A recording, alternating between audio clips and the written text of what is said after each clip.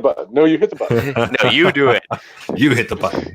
It says that we're live, but we'll give it 10 seconds. All right. In the meantime, I promise not to tell everybody how much Eric has holds the entire audience in disdain. Oh, wow. Oh, no. And you hit the live button. Eric, you shouldn't be talking about our audience that way. Yeah. Oh, with that, welcome to episode number 42 of the Canadian Prepper Podcast, recorded on October 30th, 2019. My name's Eric. I'm the host of the show. I'm based in Southern Ontario. I'm a hunter, target shooter, ham radio operator, VE3 EPN, and computer geek. I got into preparedness when I was working frontline emergency services and witnessed an over-reliance on emergency services during major events such as ice storms, power outages, etc. I started a small preparedness company to help people get better prepared and to be able to look after themselves for at least 72 hours, if not longer.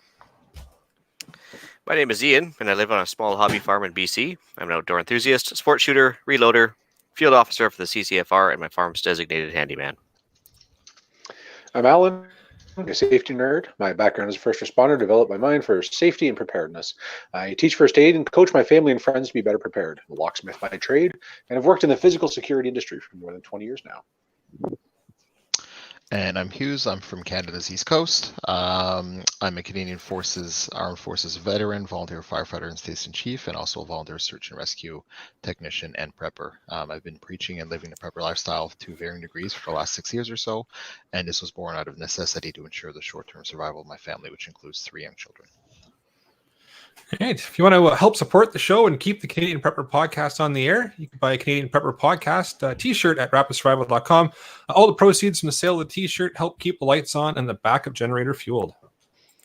This shirt right here. It's a great looking shirt. If you're enjoying the show, Yeah. If you enjoyed the show, please take a few minutes and like us on Facebook at facebook.com/Canadian Prepper Podcast and submit a review on iTunes.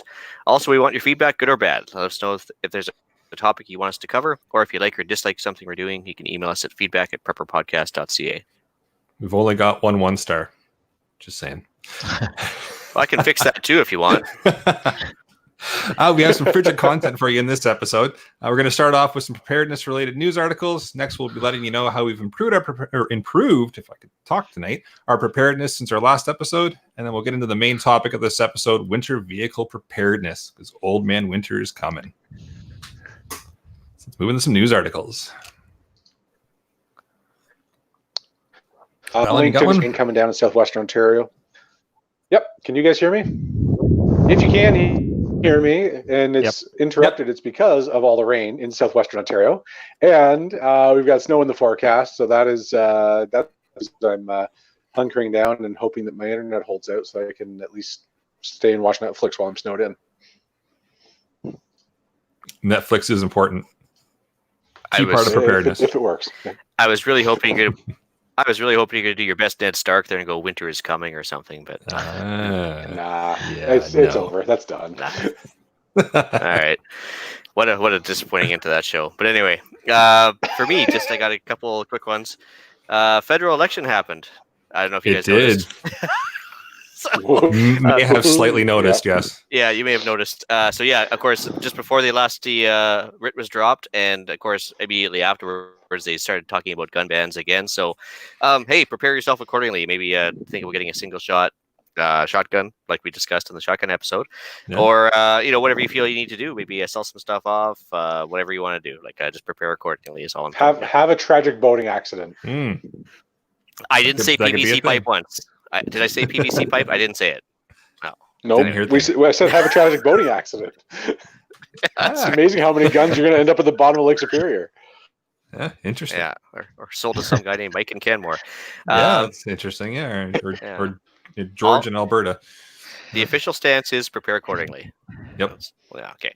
So other than that, I had a quick one off the Vancouver Sun newspaper. It was interesting that they put down that BC will need to double the power output of the province to electrify the transportation industry. So in the meantime, they're pushing electric cars. At the same time, they're asking you to use LEDs and compact fluorescents in order to conserve energy because they don't have enough to go around. So sooner or later, something's going to have to give. So maybe some energy independence might be a good thing. Yeah, maybe. Yeah, solar panels. It's almost as if we should be able to produce our own electricity and keep it within our country first, and then sell off the excess. You're just talking crazy talk. Yeah, common sense is not allowed. It's called good sense. For common sense, more people would have it. Yeah. Common sense is not very common. Yeah. Yeah. So I've got a news article here from CBC in regards to BC to update the emergency program law to improve disaster response. So it looks like they are recognizing the fact that there's challenges of preventing and responding to devastating wildfires and floods in BC, and they're looking at making some amendments to the Emergency Program Act as it needs to be more modernized, and they have to put in some things, lessons learned from the 2018 floods in Grand Forks. So seemed interesting. It looks like the act that was referencing there dates back to 93, so quite a few years that it hasn't been updated. So looking at updating it and putting some new things in to help them deal with emergency situations. And the one I had was pretty much the same as Ian. It's in regards to federal election. Now, what I find interesting is that a minority government in Canada has not survived more than 437 days. And last I heard was that the Liberals were saying that a buyback program would come 2 years after legislation was passed on basically prohibiting semi-automatic rifles. Now, they didn't specify, they specified specifically AR-15s, but they said 250,000 firearms would be part of the buyback program. There's only about 75,000 registered AR-15s, so that leads a lot of us to speculate that other semi-automatic rifles might be included in that. But what's interesting is that they're saying 2 years after legislation is passed in order for them to get all their ducks in a row, and typically a minority government doesn't survive more than 437 days. So we'll see. Should be interesting few years. So we'll see what happens. And that's after legislation passes, which is going to take more than tomorrow. Could take 12 to 18 months, right? So yeah, interesting times to come. Yep. We'll see what happens. I would really settle for boring times. That'd be fantastic. That would be great. Like just times 4 years of nothing. Times where my firearms stay in my possession would be just awesome. Yep. Yeah. Just saying. Yep. Anyway. Yeah. Sounds like a rant for another podcast. Yeah, I think we could speak about this for an hour. So, yeah. All right, let's. Besides, I haven't touched enough of this yet, like they did in the other one. So, yeah, that's the other thing that has to be supplied in the shop. That's for sure. Yeah, fair enough. Yeah. Let's move into what we've done lately for our preps. Yeah, I guess I'll get started. So I focused on preparing my home and properties for the winter months that are coming ahead. Stuff like putting away furniture, securing seasonal gear. I also perform bi-yearly maintenance on my generators, my ATV, my load-tested generators, which I do every month anyway, just to make sure that everything is working. I checked and repacked the get-home bag in both vehicles, so my wife's and my truck, as well as added some winter preparedness items in both vehicles. Things left to do is basically changing over from the summer to winter tires as well. But I recently also harvested a 140-pound doe. Currently, she's being made into sausage, pepperoni, and jerky. And I've got several dozen steaks left from the backstrap and the tenderloin. So that's what I've been up to lately. Okay, don't listen to the hunting episode from last year. Please don't. Yeah. 140 pounds. That's impressive. For a doe, yeah. She was a pretty big doe, so yeah. Awesome. Actually, I saw that picture. It's pretty good. Yeah. For myself, I finally bit the bullet, went out and bought a new ham radio. I bought an HF rig. So anybody that talks radio, I grabbed a Kenwood TS 590S. So now it is time to start wiring up some antennas. So that's going to be fun. I got in contact with the local ham radio club member. I've been chatting with them quite a bit on air, and one of them came by the other day to give me some ideas on how to hook up the antenna and where to run it and what to tie it off to, and what trees to use and what trees not to use. And so I got a plan in place now. It's just a matter of going out and buying some masts and getting an antenna and finding a way to run the coax cable into the office here. So it's going to be a fun project. Hopefully I can get hold on that yet. You know what? She just doesn't need to know until it's already up. There you go. Yeah, so I might not be around for the next episode. Learning the art of forgiveness versus permission. You got it. Yeah. So we'll see how that goes. But I got some plans anyways. Whether they come to fruition, we'll see. But hopefully I can get something put together there. Went out and also purchased a new little 22 rifle. Couldn't say no. The price was right, and it came with an Uncle Mike's bug out bag, so they knew I was coming. Good deal. So yeah, it's a good little takedown rifle. So Okay, actually, now I got questions. First of all, what's the Uncle Mike's bug out bag look like? it's basically a little bag that's designed for the rifle to be housed in. So it's got some strap downs inside of it to hold the butt stock down and the barrel. It's nothing crazy, but the name got me. Marketing. Yeah, no, it's very, very market specific there. Hugues, how do you load test your generators? Just out of curiosity, like especially for the listeners, I guess. Yeah, so what I typically do is for the smaller generator, I'll just run some power tools and all that kind of stuff. Like the smaller generator is rated for 1600 watts continuous, so I'll put like a 1500 watt load on it for about 10 minutes, make sure everything is good there.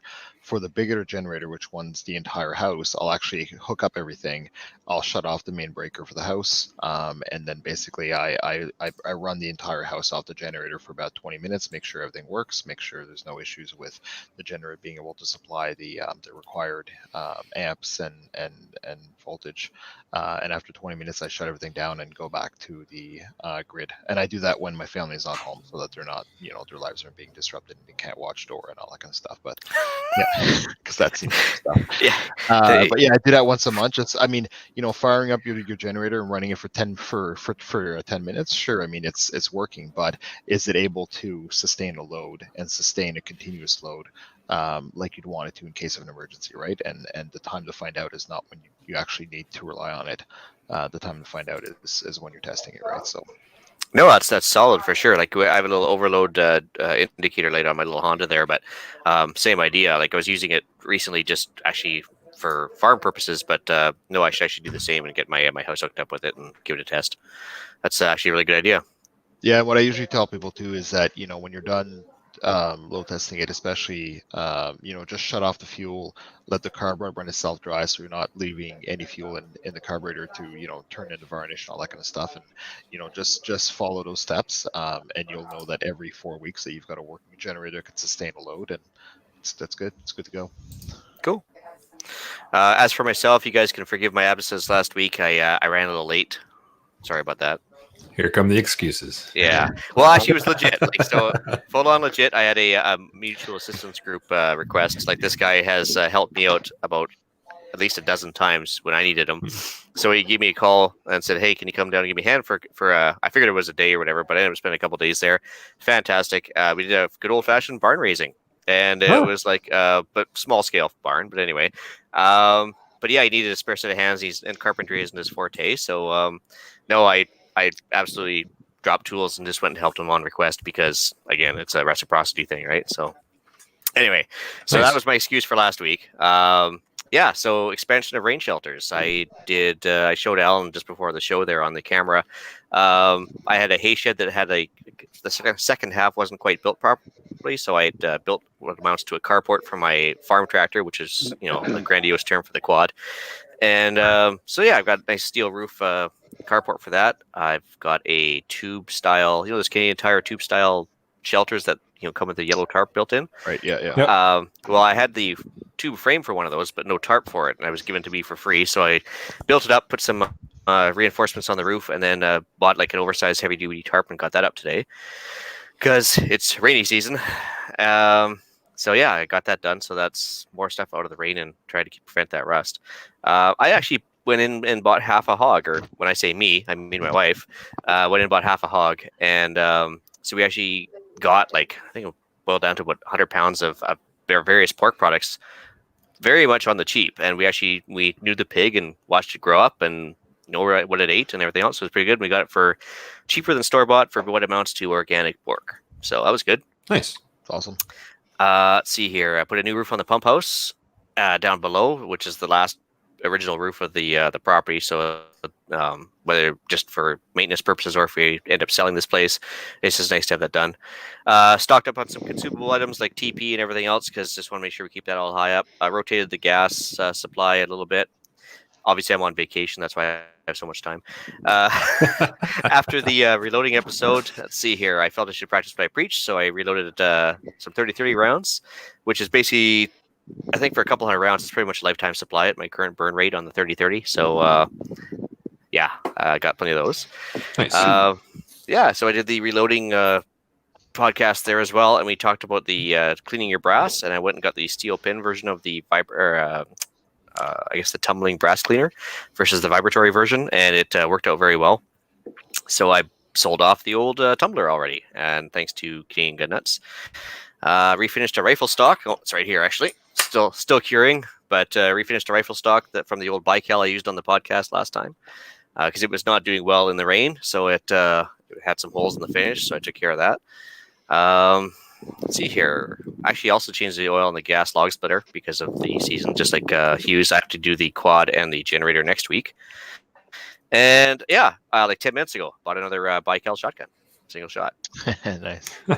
So that was that. And I think that's pretty much it. I'm sure I missed a couple things. But anyways, I'm on vacation for another week, so it's all good. Very nice. And if you guys can still hear me, and I have no idea because I'm getting really spotty reception.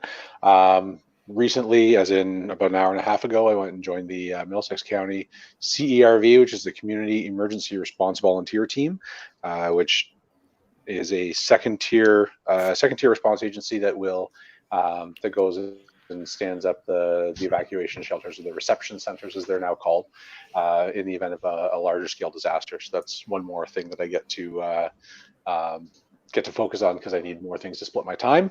And they focus on preparedness, which I think is pretty cool. They're the ultimate. They want people that they want to educate and equip people that don't need to be evacuated. So that's there's more to come on that as training progresses. Found some pretty excellent deals on tools at Canadian Tire, so stocked up the garage a little bit, and gonna get into a brake job before winter for my car. Nice. Actually, just about to say because it's about time you stepped up, Alan, because you've really been slacking lately on the first responder stuff. Oh yeah, I have nothing. I have no excuses. Yeah, that's right. I don't do enough in the world. Actually, the CERV team, is that a nationwide thing or just a local thing? It's sponsored by the provincial governments. I don't know if they're equivalent agencies across the country. Middlesex County is one of 3, formally recognized CERVs in the province. Okay. Which is when I read about that, like it's there are a lot of organizations that do, right? The Red Cross and the Salvation Army all have similar roles, but there's no other quote unquote governmental agency that does that. Now, most municipalities have their own people, but where the CERV stands up is where people are scarce. So in smaller communities, like bigger cities will have people that have job descriptions that include these tasks, but smaller municipalities just don't have the manpower to do it. That's pretty neat, actually. I hadn't heard of that before. So yeah, I haven't investigated about the nationwide application of it, but I'm aware of its provincial standing. It's been around for about 15 years here, and fortunately they don't do a whole lot in terms of actual emergency response. It's a lot more training than action, which always reminds me of that scene from the movie Elf with the Central Park Rangers. They're highly trained but rarely see action. I guess kids would be an appropriate age for that, but I'm just saying that it's free training. That's a good thing, right? So yeah.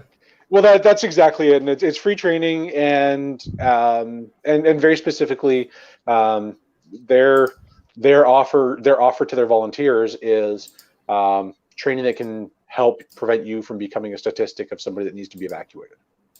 And so if we take that model and share it with our neighbors, then we create a community of people that don't need to be evacuated. If they evacuated, and then, maybe that's a bit of a pipe dream, but the further we can spread that message, the better off we all are. It's almost as if we should have a podcast relating to the same thing. Weird. Ooh. That's a good idea. Almost. It is. Great idea. I think it is a good idea. Yeah. Wonder if somebody will ever think of that. Actually, there is 2 new podcasts. I should mention those in the shoutouts later on, but it's actually Right. nice to see more and more happening. So Awesome. Well, maybe we'll move into the main topic then. All right. So, well, where do we want to begin? yeah, this is a good question. Lots so to cover off. I got a jumper cable story for you. All So, because jumper cables are kind of a year-round season or year-round piece of equipment you should have in your car.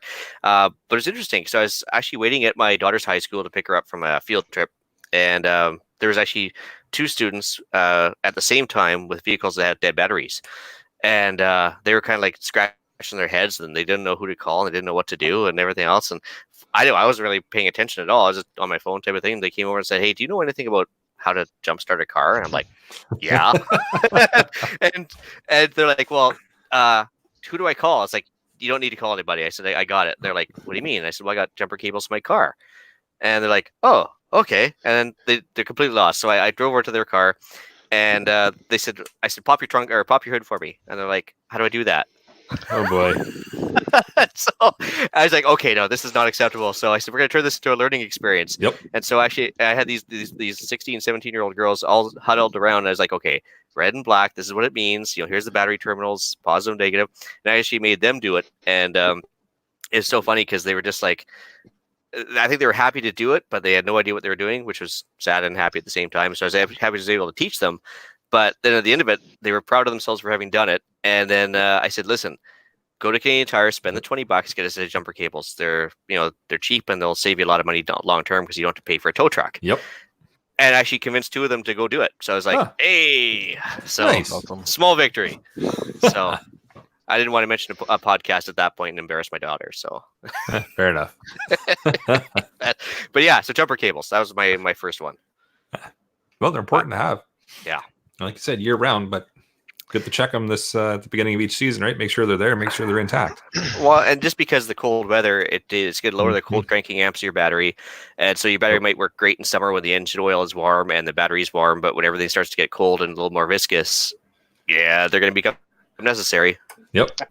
That's one thing I had to do last year was replace the battery in my truck. I think it was only 4 years old at the time, but I mean, it worked fine all summer. As soon as the temperatures did below 0, the truck was like struggling to crank over, and I'm like, not doing it. Went straight to Canadian Tire, bought a new battery. I upgraded to like an AGM. Yep, I've got the same. A lot more cold cranking amps than what I had. And on the subject of booster cables, I think booster cables are great. They're essential to have in your vehicle. Encourage everyone to have them, but also think about having like a battery booster box, because beat me to it. There's going to be times when there's going to be nobody around, and you're going to need to boost yourself, and ultimately that's really, and I think the second biggest thing about that is make sure you size it correctly to your vehicle. There are some cheaper ones that are smaller. They're not necessarily going to boost a big V8 engine. Those take a lot of cranking amps to turn over. So I think even the biggest battery packs only like, I think $150 or $200. Make sure a lot of them have a lead acid battery in them. Make sure you keep them, like I plug mine in once a month, just tops it up, and I know I've got a full charge on it, right? And really, some people may balk at the investment of like, I don't want to spend $150 to $200 when jumper cables are only at $20, but at the same time, it's something you could use recreationally. A lot of them have a 12-volt outlet on it, so you can use it to charge your phone. Some of the bigger ones even have an inverter built into them, so you can use them to plug in your laptop or anything like that. So just think about this as an investment that you're going to use to not only get yourself out of trouble, but you can also use at the camp, you can use at the beach or anything like that, right? I think that's one of the single best investments we can do in Canada as drivers. Oh yeah, I've used mine countless times, and it's not only to help myself to boost my own vehicle or to charge my phone up if I needed it, but to help someone else I've come across as well. It's just, they're great to have. They're small, compact, right, and simple to use. It's great. And some mechanics will tell you it's better to use a battery pack to help somebody else in need than hook them up to your own vehicle, because if there's something always the risk wrong with their electrical system, you run the risk of damaging your own vehicle, right? When at the end of the day, if they damage a $200 booster box, you're bring it back to Canadian Tire, you get a new one. It's not a big deal, right? If they mess up the electrical system in a $40,000-$50,000 truck, then now what? That's not, exactly. Now what exactly? So that's why a lot of companies have policies against jumping vehicles. Especially I find you won't find many police departments that will let them boost the vehicles, right? So Nope. there's so much sensitive electronics in those cars that they just can't risk that, right? So Yeah, I was trying to give Eric the underhand pitch there because I've seen his Genius Boost already. How do you figure out which model is good for your vehicle? Is it just like a cold cranking amp thing, or is it a model number? So I'll specifically speak to the ones at Canadian Tire. Like I think they have 3 models that are without the inverters, and then 1 or 2 that have the 120 volt inverters on them. But if you look at, the bigger number, the better. But if you look on the box, it'll say this one's good for 4-cylinder engines, 6-cylinder engine, 8-cylinder engines. Sometimes for diesel engines, you need something even bigger because they work off compression and not ignition. But yeah, the bigger the better. And even if you have a 4-cylinder or 6-cylinder car, don't shy away from getting the bigger one. It just gives you more capacity, gives you more cold cranking apps. If you don't always think about charging the pack, maybe the battery is going to be at 3/4. Well, that may not be sufficient to start a V6 engine, right? So, but it typically says it on the box. Yeah. Solid advice. Yep. All right. Well, heat source. Yep. Important, especially in winter. All right, so we can go through all sorts of them. Hand warmers was my first one, just for comfort of people that might be sitting in the car while you're trying to boost it, or sitting in long term. That's psychological benefit of a dollar item is huge, right? So to put 6 or 7 packets of those in the glovey or the trunk storage. I know Hugues has got the big storage on the side of his truck bed there and everything else, but cheap item. Yep. Good psychological effect. You can pick up literally a case of them at Costco right now for like $20, and you get like 40 in there. You get some body warmers and all that kind of stuff. I found that they go bad pretty quickly. Like I think you only get 2 years before they expire. And I've actually tried to use ones that are expired, and you basically get like, whereas the brand new ones, you get like 4 or 5 hours of pretty good heat. The ones that are past their due date, you get like half an hour. So they're still going to work, but not as great, right? So. That plastic's permeable, and as soon as it hits oxygen, that's it, right? That's right, exactly. So, a great addition for the glove box, right? Yeah. And I can't understate, winter-specific clothing. That's one of the things that I do when I refresh the get home bag in my vehicle. I typically have another smaller bag that has specific clothing to the season that I'm going into. So when it comes to winter, I have extra toques in there. I have the neck gaiter to basically protect from my neck up. Extra pairs of gloves. I have just an old fleece or an old windbreaker, something like that, just to add some layers and some comforts. And I can't stress this enough. A pretty good pair of boots. I know it's going to take some place in your some room in your vehicle, but I mean, if you're going out and you're wearing sneakers because you're just going somewhere, well, if you end up getting caught and you're in sneakers trying to get your vehicle out of a ditch, it's not going to be fun, right? So no, it's going to be very cold. Yeah, very quickly. And I mean, if you're worried about spending outlaying a huge amount of cash just to put clothing in your vehicle, once again, the good old surplus store, $10 100% wool toques, so they keep you warm when they're wet, and they're cheap. Might not be pretty, but they work. Don't get too upset. Yeah, they work great, and 100% wool and thick, like really thick. So, like for myself, I don't really have winter boots per se here in the vehicle. I have what basically amounts to waterproof work boots, just because of the climate, and then I put like a Gore-Texy that hideously ugly blue. I think I showed you guys before the surplus Gore-Tex jacket I got for like $25, and the wool toque and just a couple other waterproof things like those. Costco actually sells 3 pairs of those waterproof rubberized gloves that have a bit of insulation to them, and you can sit there and flog away in mud and your hands won't get wet, which is kind of nice. So anyways, what are your thoughts on candles, guys, in the vehicle? I carry one. Arctic candles, Yep. So like, I mean, they are a 3-wick one. Yeah, a little heat source, little light, psychological again. It does make, actually, if your car is covered in snow, it actually does create enough heat to actually keep you from dying. So might not be happy about it, but anyway. Catalytic heaters, thoughts? Like the little flameless propane powered thingies. So I've got one of the Zippo ones for a hand warmer. So it's like a little stainless steel. You put some fuel in it, and it works on that catalytic process. I usually use it for hunting in an open air environment. If I were to use it in a vehicle, obviously you want to crack a window. I don't know if they emit carbon monoxide, but just have to be careful with that kind of stuff, right? So especially where you can get yourself in a condition or in a situation where your vehicle can be all covered in snow, that can restrict air into the vehicle. So, one of the biggest things that they always say is don't leave your vehicle running all the time, because the exhaust is going to basically recirculate into the vehicle, and that can prove to be harmful or fatal. So when it comes to that kind of stuff, I mean, an open, like a candle, not that worried about it, right? But something like a catalytic heater, I'm more so worried about that. So I think it's something I would keep in the vehicle if I had to bug out of the vehicle. But yeah, that's my take on it, I guess. Cool. I was just saying, little buddy heaters for the car if you want to like preheat your vehicle when you're sitting at home, or you might have a chance to plug it in as well as the block heater. You might be able to plug in a little buddy, keep your car a little bit warmer just to make your life a little easier. But that's not so much a prepping thing as just a comfort thing. Yeah, no, that's a good point though that you make, and I think depending on the climate that you live in, I don't think many vehicles come with block heaters installed in a vehicle, but it's something you can get done for pretty cheap. And also places like Canadian Tire and Princess Auto, at least in Canada and the States, it might be like Harbor Freight. They sell battery warmers. It's like little heated blanket that goes around your battery.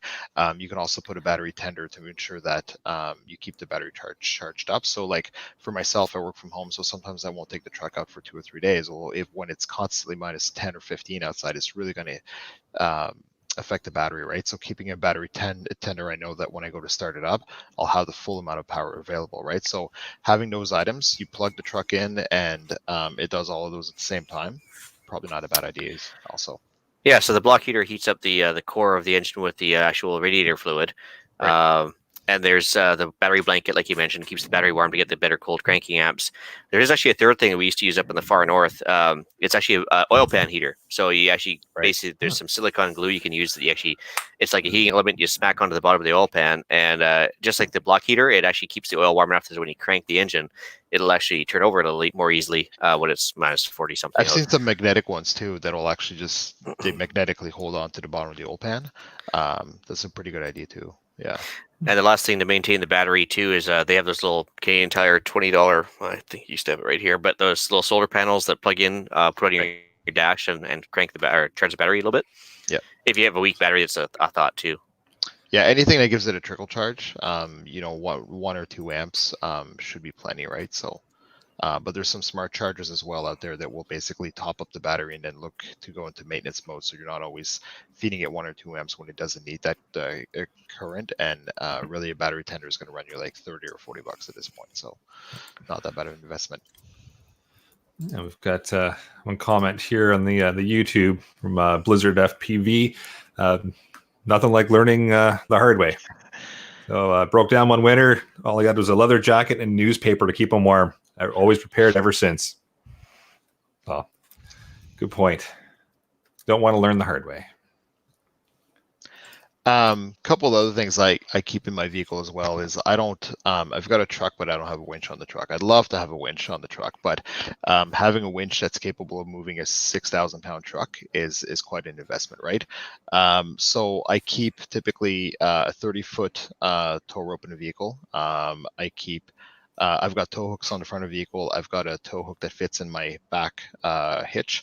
I've got some axle straps. I got some tree straps, and then I've got, I think it's a 4-ton come along. So if I find myself in a situation where I'm stuck and all I've got around me is some trees, that 4-ton come along is going to be able to move the truck inch by inch. But if I've got time, then I'll be able to get that truck out of there, hopefully. The other big investment I made was on Max Track. So if you guys ever seen these things, but basically they look like long plastic sleds. They've got spikes on the bottom and on the top, so the tires can actually have some purchase. You can use these in mud or snow or anything like that. It's basically, if you're stuck, I've got the option to put my truck in 4-wheel drive, 4-wheel low. But sometimes that's not enough. And these Max Tracks, they're probably about 3.5 or 4 feet long, about 1 foot wide, and you put them in front or behind the tires, and it gives you purchase. So the vehicle, the wheels will actually roll onto these plastic sleds, so to speak, and it'll purchase into the ground and into the tire, and you can actually move yourself like about 3 or 4 feet at a time. So between having all-wheel drive or four-wheel drive, which is a great thing to have in Canada and anywhere that has snow. Having something like a come along and a tow strap, or even the Max Tracks, is a really good investment. And between all of those, I've never got myself stuck to the point that I can get myself unstuck. Well, to couple with that, the cat tracks there, you want to make sure you have like a miniature short-handled shovel to actually like dig the snow out of the way first, so you can get it down far enough. Yeah. So like even if just a short-handled shovel to go in the trunk is a big lifesaver too, instead of using your hands to scoop it. And the thing too is, Max Tracks are expensive. They're about $400. You can get some knockoffs on eBay for about $200, but you really get what you pay for. The other thing you can do is you can take your car mats. Take the car mats out of the vehicle, put those under the tires, and those will actually help you to get traction to get out. Again, it's probably going to be a tedious process because you can only move the vehicle like 1 or 2 feet at a time. And you're probably going to destroy your car mats as well. But they're $40 at Costco. So if it means getting yourself out of a situation that would otherwise cost $300, $400, $500 for a tow truck, take your car mats out, stick them underneath the tires, and hopefully you get enough purchase to move the vehicle a few feet. Cool. Awesome. Food. Thoughts on Yep, food? you're gonna need it. Yeah. How much? What kind of food do you want to put in there? I carry some granola bars, some protein bars, a couple of packs of Mountain House, and some bottles of water to mix up in them. And then Do you find I got a little bit of food in your vehicle? Was that? Do you find the water will freeze in your vehicle? I keep it in my pack that I bring in with me. So I got a little pack that I carry in and out of places, and then I got water with me.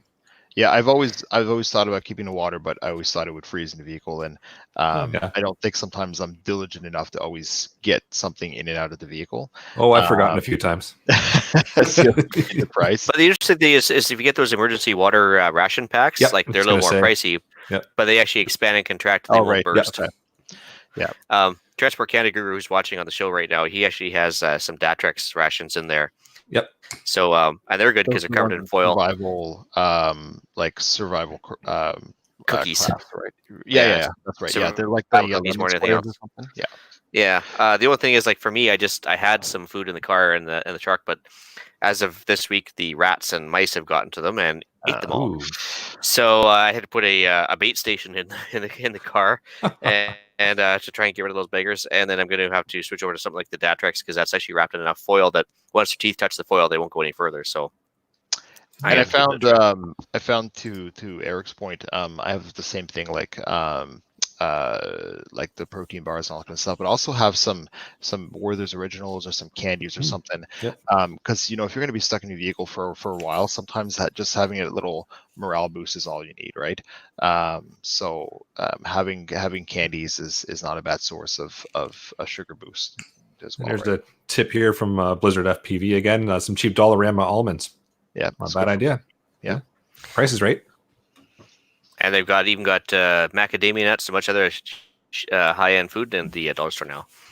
Nice. He also mentioned the Woods Vintage 1984 Canadian military sleeping bag, which he stole my thunder on that one too, but that's okay. Anyway, so that was a good idea. So flares, reflectors, what kind of signal devices or warning things do you guys put out in your vehicles? Yeah, I got a couple of flares just in case. A couple of traffic cones because for whatever reason people are terrified of them. Psychological thing, I suppose. But they'll drive right up to the back of an emergency vehicle, but they won't drive within 15 feet of a cone. Yeah, that's funny. I don't know why, but same. I use pyrotechnic flares. They're the same thing as road flares. You get about 10-15 minutes out of them. I just don't have the fancy little metal hanger, so I have to let them sit on the ground, but they kind of have the same effect. Yeah. And one thing I want to mention as well is one thing that I had to learn the hard way is as a first responder, I used to keep a medical bag in my vehicle that included a defibrillator as well as some naloxone and some other drugs that we're able to administer. And you have to be careful with those drugs because a lot of them are temperature sensitive where they can't go below freezing and they can't go above like 30 or 35 degrees centigrade. So the problem with that by leaving them in the vehicle is that the drugs will deteriorate pretty quickly to the point that you're administering a drug that's now ineffective, right? Especially for naloxone, if it's frozen, it's not going to be of any use to you, right? And the other thing is on the defibrillators. I mean, it's a great thing to have in your vehicle, but thinking about it, it's not necessarily the lithium-ion battery is going to fail you. It's the gel on the actual pads themselves. So if you take the pads out of the packaging, try to stick them to a patient's chest, if they're frozen, if the gel is frozen, it's not going to make contact, and it's not going to be effective. So that's another thing to think about as well. They say about those flares too is that they a 3-pack for what, maybe $20 or whatever. But they're great fire starters if they get towards their expiry date and you have to burn some wet stuff. It's a good fire starter to throw that in there, and trust me, I'll get it going. But yeah, I mean, they last a long time. There's also the reflectors, like you said. Blizzard FPV pointed out to me that put my rations inside of a old paint can, because that way the rats won't get to it, and it's also a burn bucket. But great point. Yeah, it's okay. Well, hindsight 2020, so I guess I'll get on that. And some other thing I've seen is people go to Princess Auto or eBay or anything and get like a $20 amber flashing light, like the one that you'd have that you'd see on the side of construction vehicles or something like that. At least, I mean, you'd have to check with your local or your provincial or your state motor vehicle code, but at least where I live here on Canada's East Coast, having an amber flashing light on your vehicle when it's on the side of the road, there's no law against it. So it's perfectly fine as far as a marker or deterrent for vehicles, right? So just keep in mind that drunks drive towards what they're looking at, and they'll be looking at that light. Yeah. What's that pretty light all about? Keep your head on the swivel if you're putting a flashing light on your car. Transport category also mentioned the fact that he uses an Nalgene bottle with room for expansion. That way, if it freezes, the bottle won't burst, because of course you'll just have room to expand inside the bottle. Yep, good point. What else is he going to mention there? You talked about the Genius Boost, using that as a cell phone charger, but even just having like a 12-volt adapter for the cigarette lighter and a charging cord for your cell. That way, if you're on 12% left on your phone, you can still call for help without running out. Which I know a lot of people that shall remain nameless that have gone driving with like 2 or 3% left on their phone, and then my wife. Okay, I'm not alone. That's good. Yeah, but one thing I think I've mentioned in a previous episode is, at least in Canada and the US, I don't know about other countries, but if you have a cell phone, even if there's no service associated with it, either prepaid or postpaid, the phone still has to be able to dial out to 911. So I mean, if you pick up a cheap cell phone off, Kijiji or Craigslist or eBay, think about like a flip phone for $10. Keep the battery charged. If your phone is dead or you can't find it, you've been in an accident, if you can retrieve this phone from your glove box, it's got a full battery, you can call 911 on it. It doesn't necessarily have to have a GPS feature, because they can triangulate your position based on cell towers to get an estimated location of where you are. I think it's called like AGPS or something like that. But I mean, this $10 or $20 investment could seriously save your life, because you have to be, I mean, they have to be able to dial out to a 911. Don't test it if you get one, because that's going to be misuse of the 911 system. But know that if you have a cell phone, you don't have to have service associated with the phone in order for to call out. So for those that drive around with 1 or 2% on their battery, might not be a bad investment to just throw a phone in your glove box, right? Yeah, because I'm pretty sure the 911 operators can request a triangulation and have your location pretty dang quick, right? Right. Depending on where you are, they can triangulate pretty accurately, or it can be off by like 20 kilometers. But well, it's worth a shot. But it gives us first responders something to work with. I mean, in a rural area, if you tell me a 5-kilometer area, and there's only one road in there, I'm just going to drive up and down that road until I see, tire marks that go into a ditch, right? Yeah. So hopefully it's better than nothing, basically. Yeah.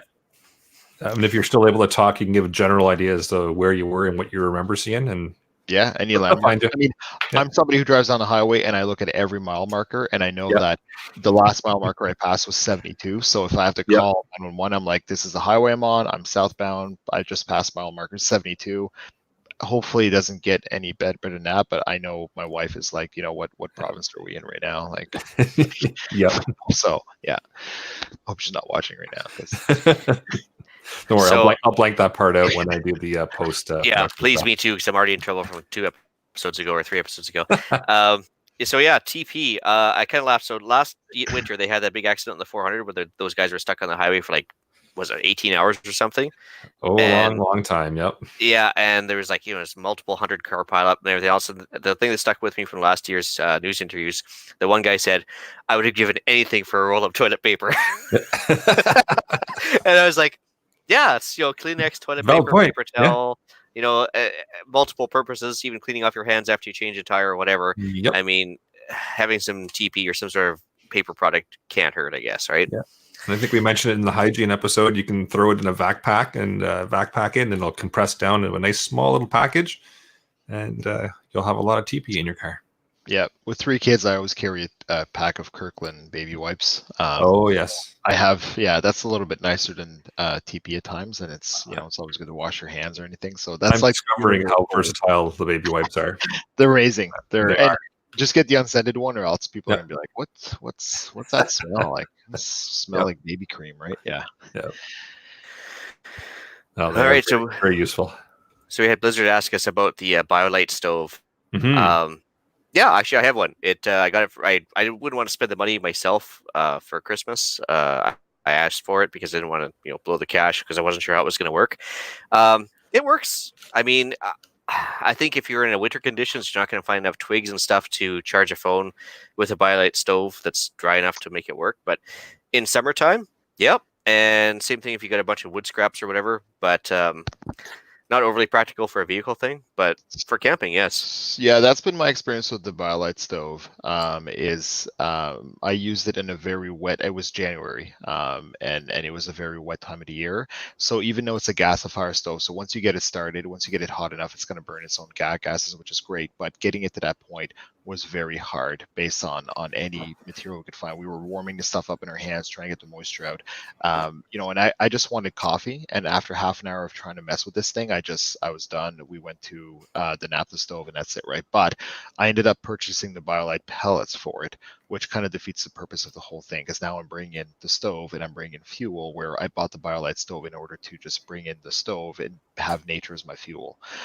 So I think to your point, Ian, if you use it in the summertime where everything's nice and dry, awesome. But if you're using it in a wet environment like winter, I didn't have a lot of luck with it, but that's just me.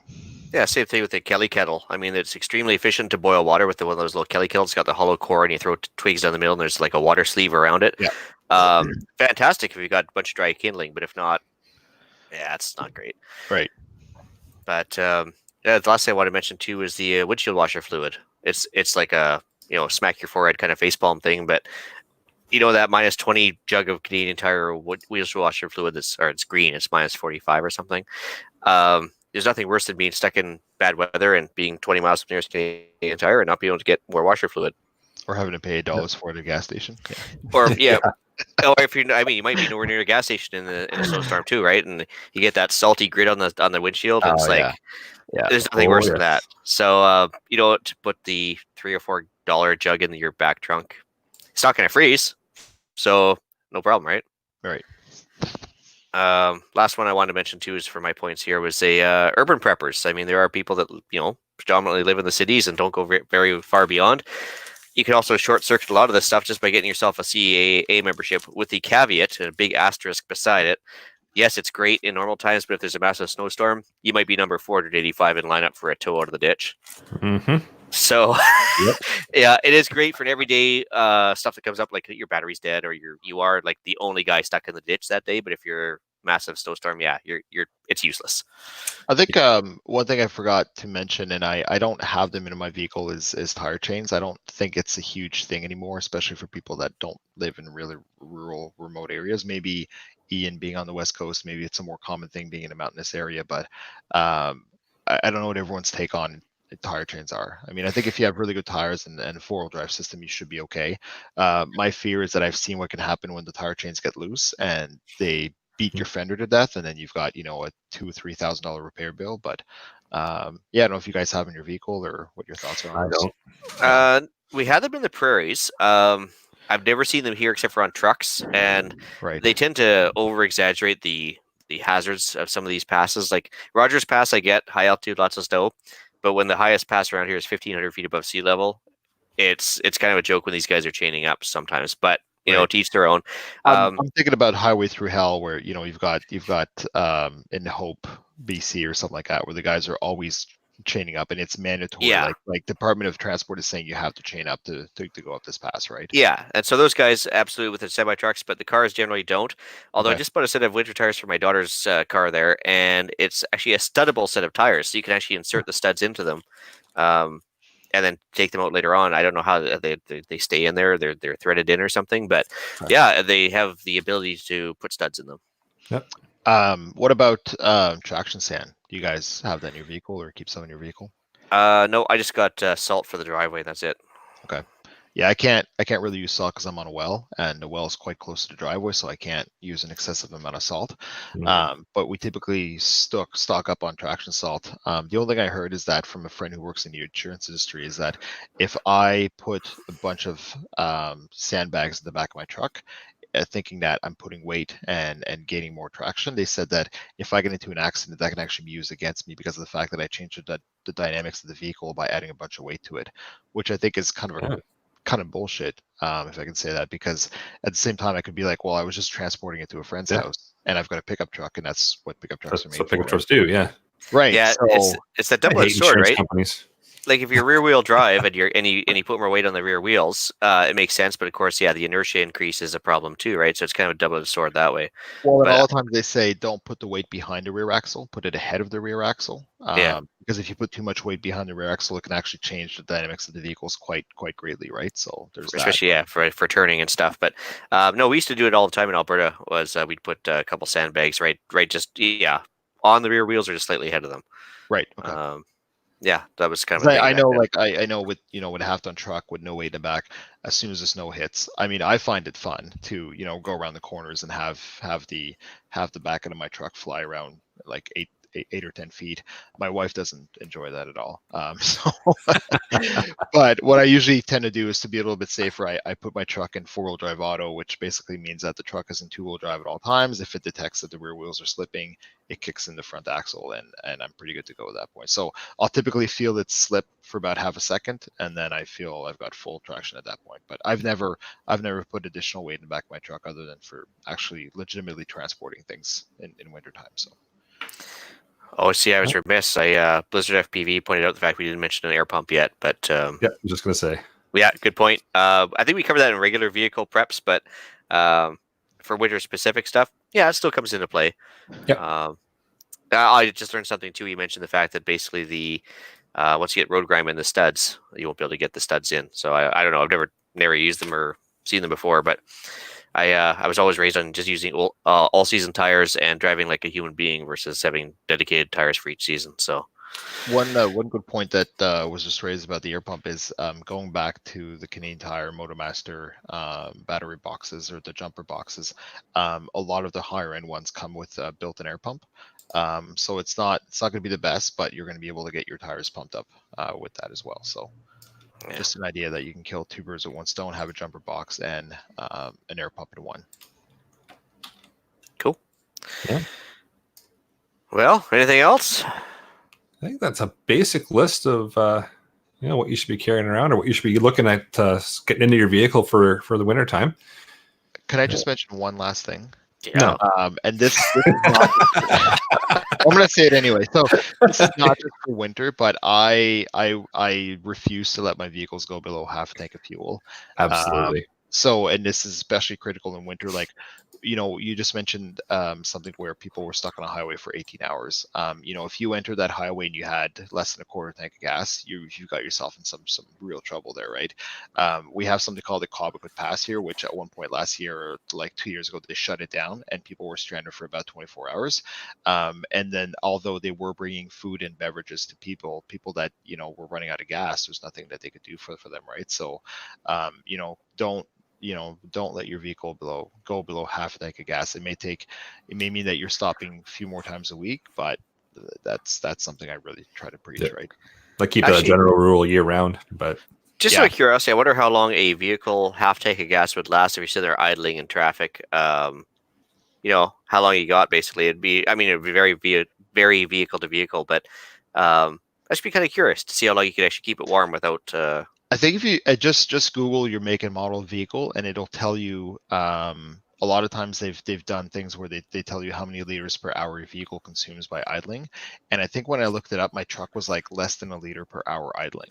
So if I've got 40 liters in the tank, I could idle for a while. And I probably wouldn't let the vehicle idle the whole time. I'd idle for half an hour, shut it down, let it get cold again, then start it up again, right? So I'm going to say at least 12 hours because that's how long a shift goes. I'm not saying I've ever done it. At least 12 hours. Yeah. No, it's so funny because I get a lot of pushback from that. Keep it above half a tank, but it's like the easiest thing to do, and it's not like you're saving or spending extra money on gas. Right. It's got to be done, so you might as well just keep it above half and just treat that as your empty needle. Yeah. And also in winter, it could give you a little bit extra traction. I mean, you're adding, in little some bit of weight. cases up to 100 to 200 pounds of weight in the back of the vehicle. So, especially in my truck, I'll take any weight I can get on the rear axle. So, And if for in a really wet climate that's above zero and has condensation issues all the time, a full tank does not attract condensation from morning cooling than the empty tank. That's a good point. Yeah, there's no room for condensation in there. Yeah. Well, that's it for me. Yeah, I think we've covered off the basics. I think so. Yeah. Yep. Awesome. Well, maybe we'll move into the podcast challenge. Well, I couldn't think of much, so I just put it in here. Maybe you guys have something extra, but just we were throwing around a lot of stuff here today. But I mean, and there's a lot of cash outlay required for everything. But I think as a starter, if you have nothing else, maybe just put a coat and a toque, set of gloves if you don't have them, and a sleeping bag in your car because freezing to death sucks. And then jumper cables in a small stack. I think that even those 4 little items there would probably put you ahead of 90% of the people on the highway. So. But work up from there. But that's just an easy podcast challenge. Yeah, that's simple to do, and you don't have to do it all at once. Just slowly add things as you're able to put it in the car. And it can't hurt to expand from that once you get the basics in. One step at a time. You got it. So upcoming events, we are blank. So it doesn't look like anything is coming up. There is actually, if anybody's in the Markham, Ontario area this weekend, so that is November the 2nd, if I remember correctly, the Ham Fest is going on there. So any ham radio operators, if you're interested in getting some gear, doing some swaps, the Ham Fest is going on in Markham, Ontario. So unfortunately, I can't make it, but if you're around and you're a radio geek, go check it out. Good to know. Right on. Something on Spark too, right? You said is that? Yeah, let's shout out. Oh, sorry. Yeah.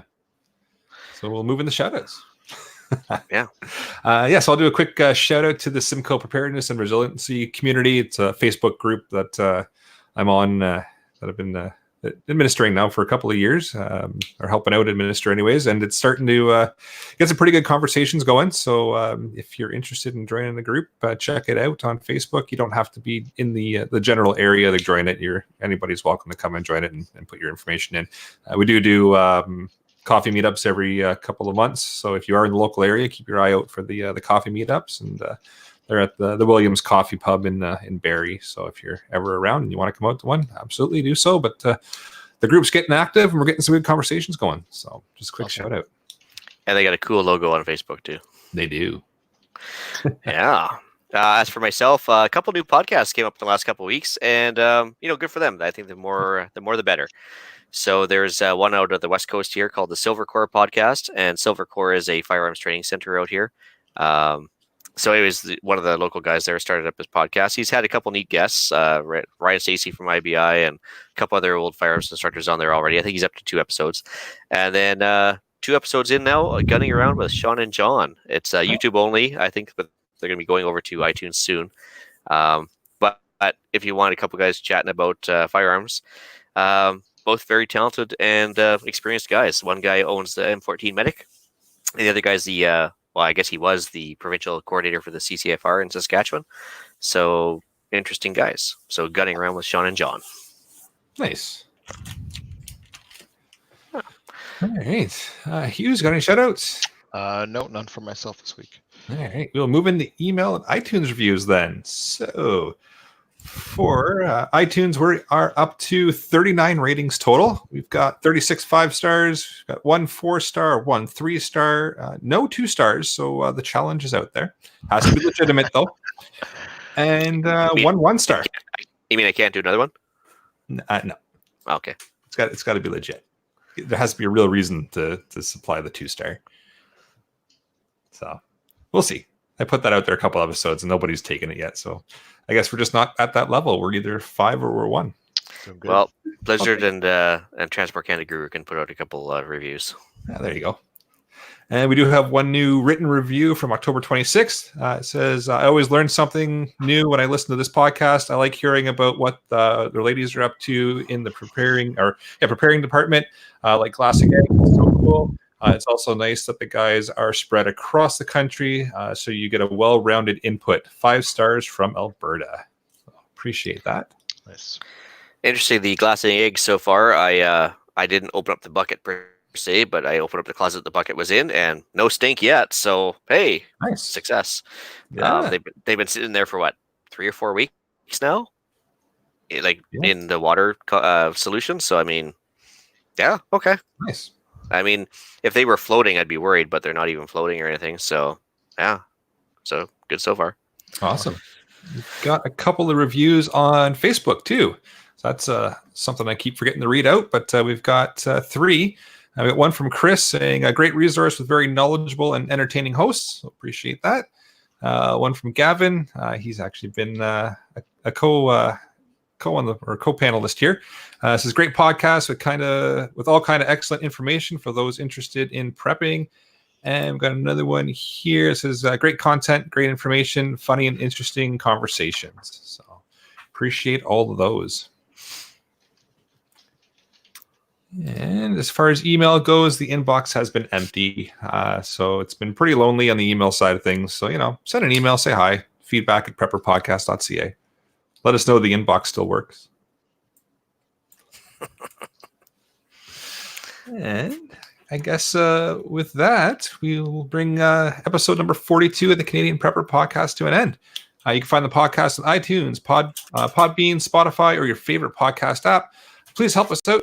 Take a few minutes, submit a review. It helps other people find us. You can also find us at prepperpodcast.ca and, of course, Facebook.